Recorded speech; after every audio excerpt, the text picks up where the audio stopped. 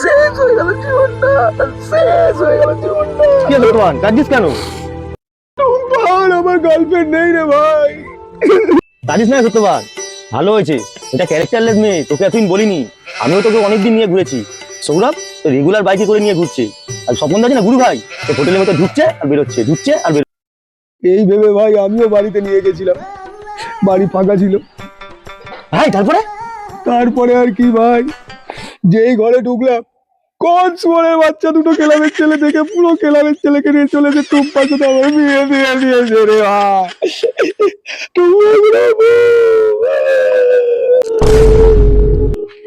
ভাই টুম্পা খুব ভালো মেয়ে, সঙ্গে সংসার কর। ওদিন আমি থাকবো না, আমার সঙ্গে যোগাযোগ করবি না।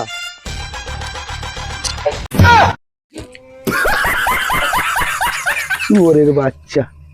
कैसे कैसे लोग रहते हैं यार यहाँ पर।